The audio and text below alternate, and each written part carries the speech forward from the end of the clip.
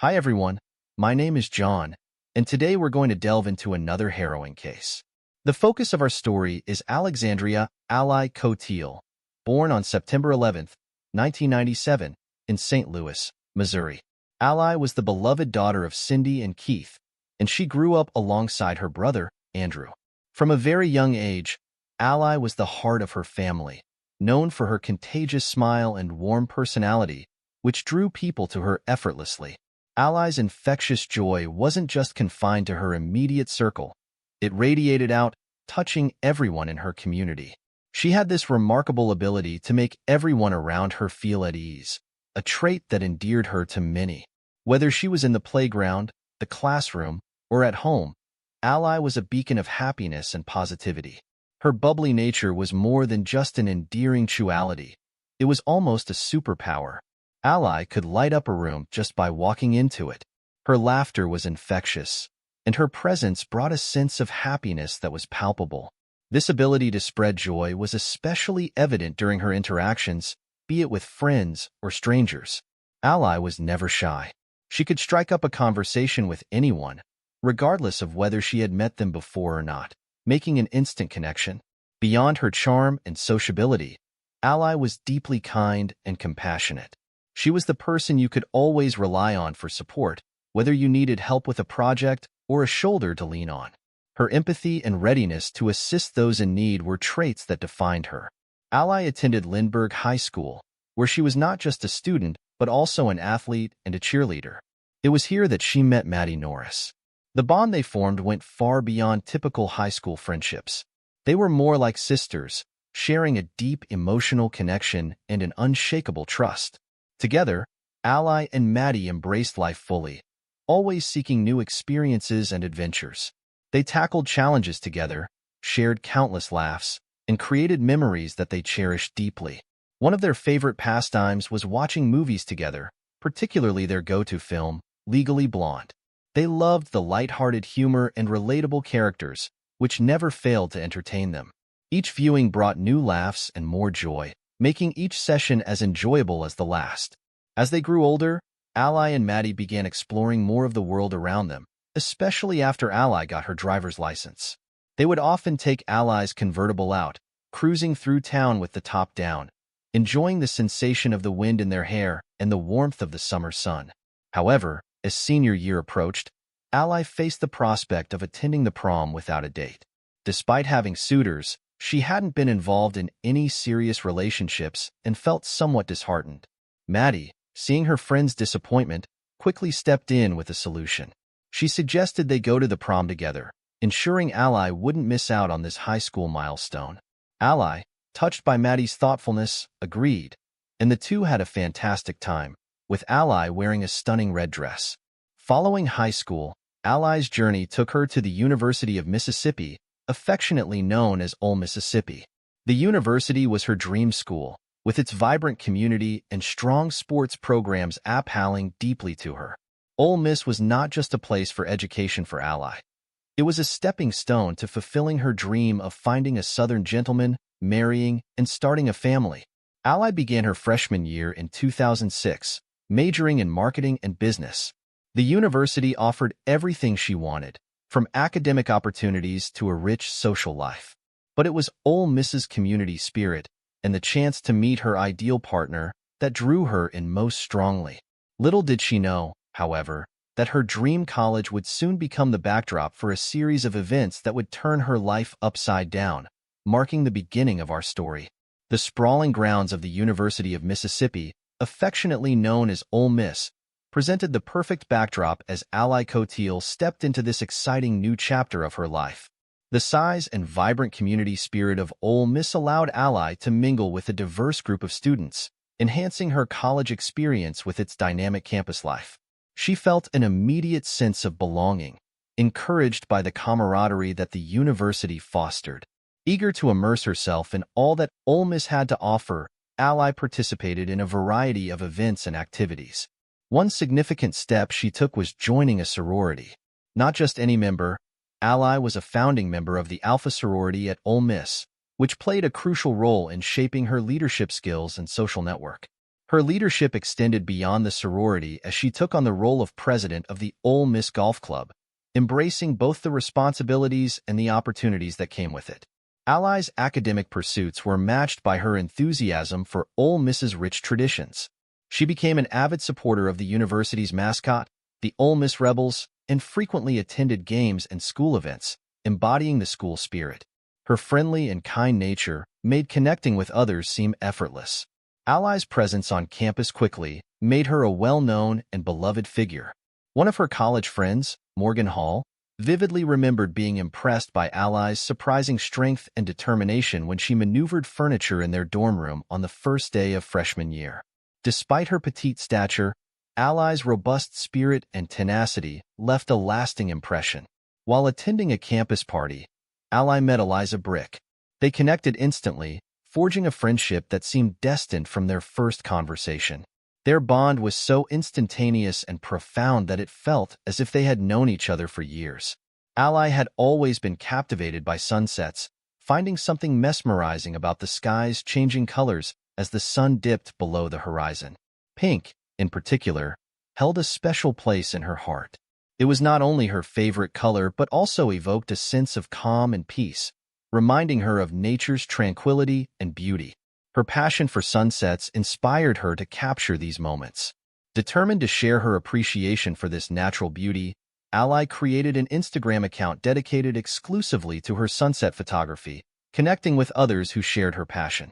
One evening, while out at a bar in downtown Oxford, Ally met Brandon Feld from Fort Worth, Texas. She was immediately drawn to his charming appearance and affable nature.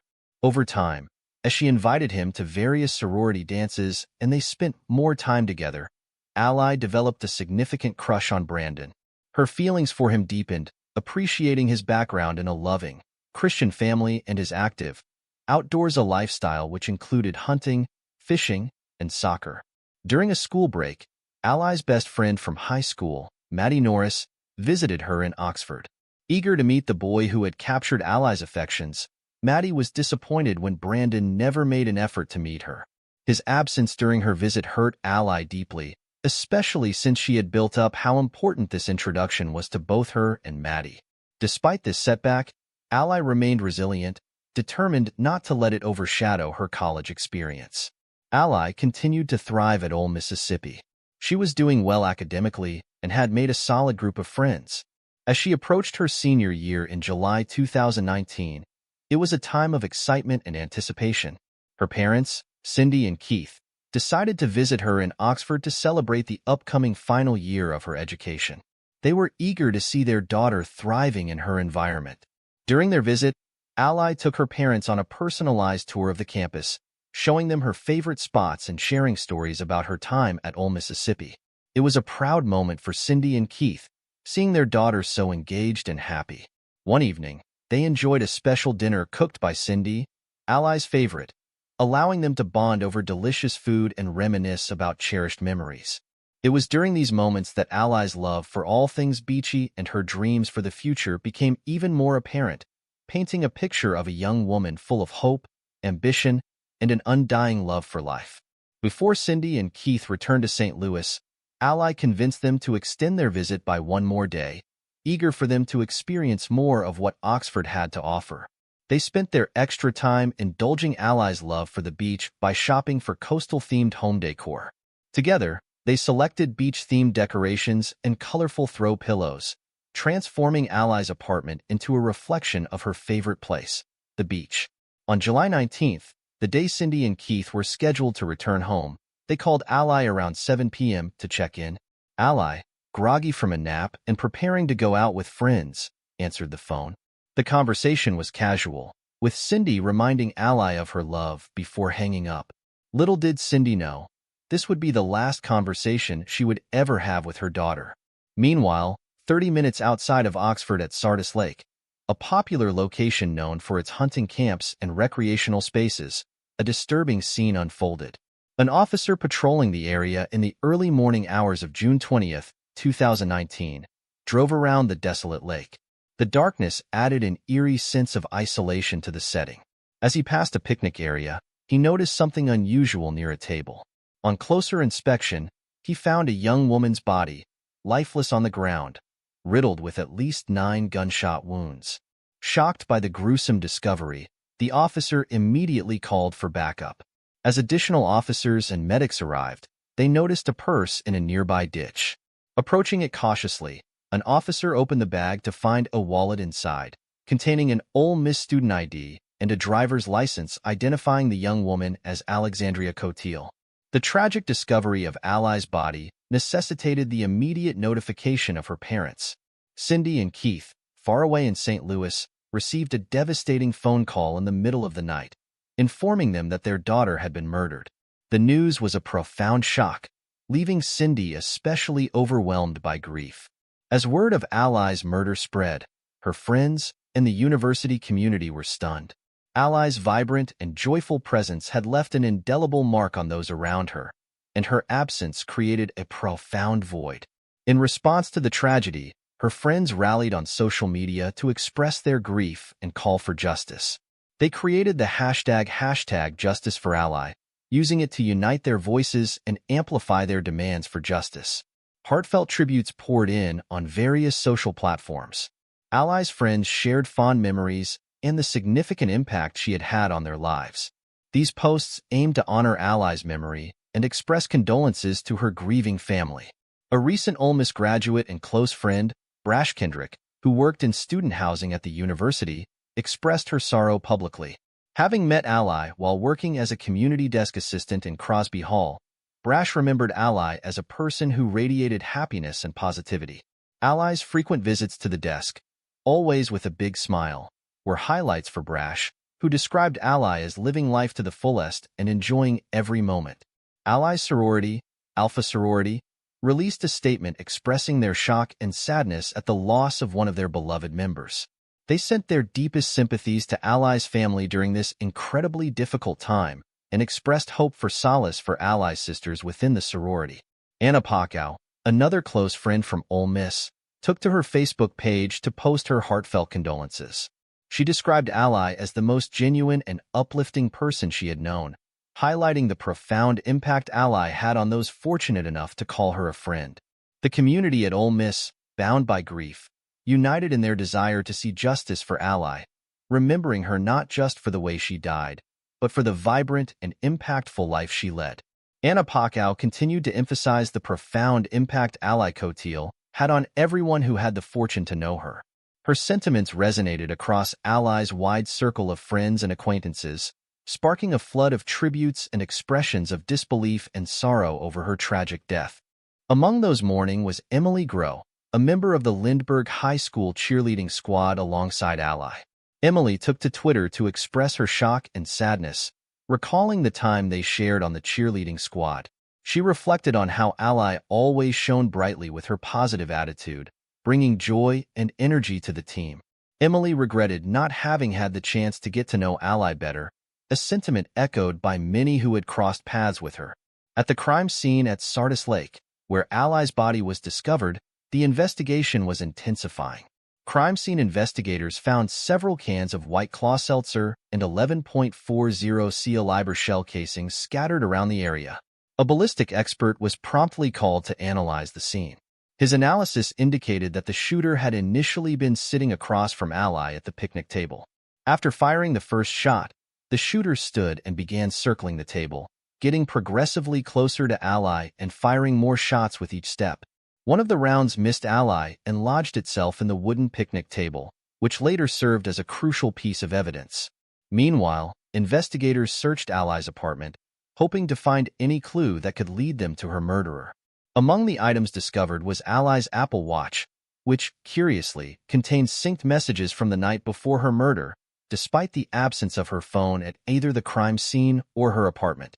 As they delved into the content of these messages, investigators discovered extensive conversations between Ally and Brandon Theld, her recent romantic interest. The messages revealed that Ally and Brandon had planned to meet up that fateful night. The lead detective on Ally's case reached out to Brandon the day after her murder, requesting an interview. Brandon agreed to meet at the police station the following morning at 8:30 a.m., but he never showed up. When Brandon missed the scheduled interview, the police began tracking his cell phone, which showed him traveling on Interstate 55 towards Memphis.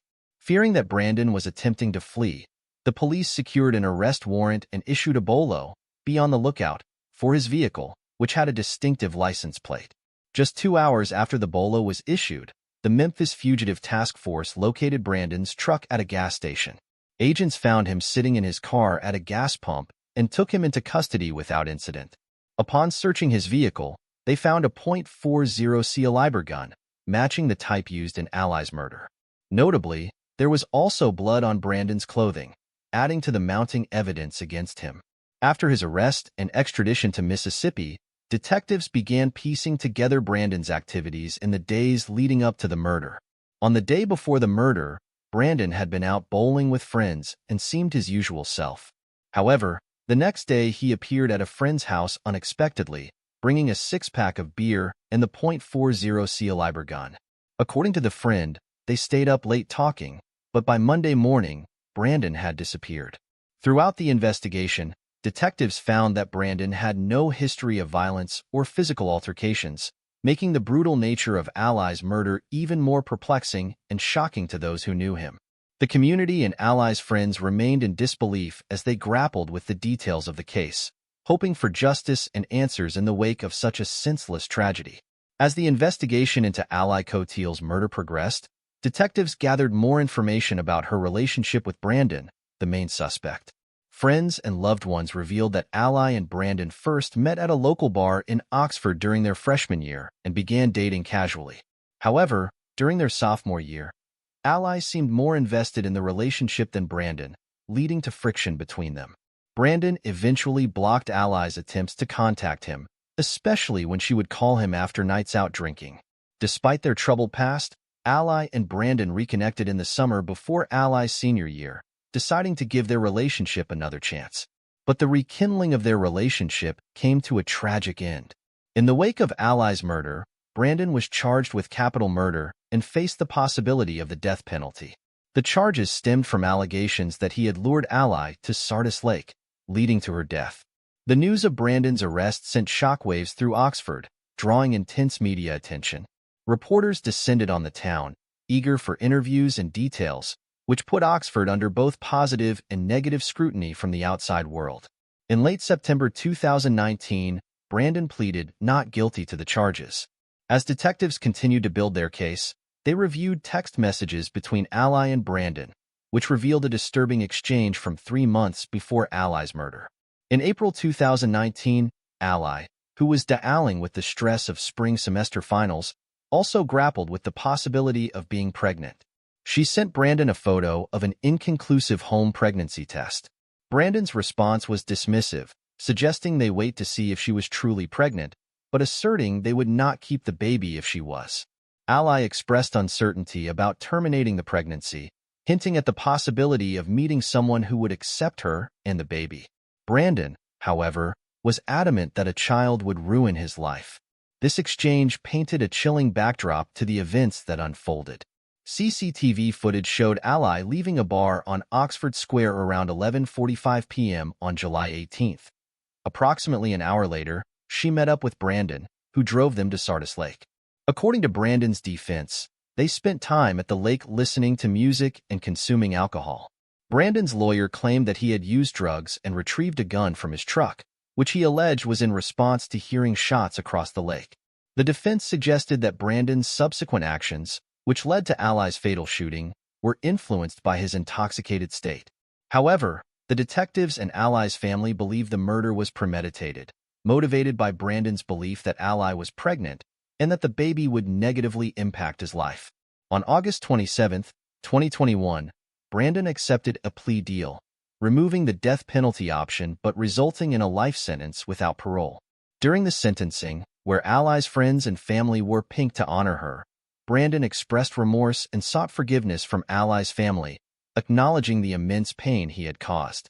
The autopsy report revealed that Ally was not pregnant at the time of her death, although it did not conclusively determine whether she had been pregnant before.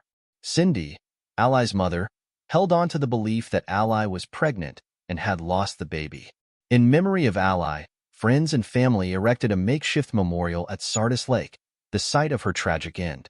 Cindy and Keith, her parents, clung to their memories of Ally, with the profound silence of her absence haunting them continually. Whenever Ally's friends saw a pink sunset, they thought of her, dedicating their efforts to keeping her memory alive and ensuring that her vibrant spirit would never be forgotten.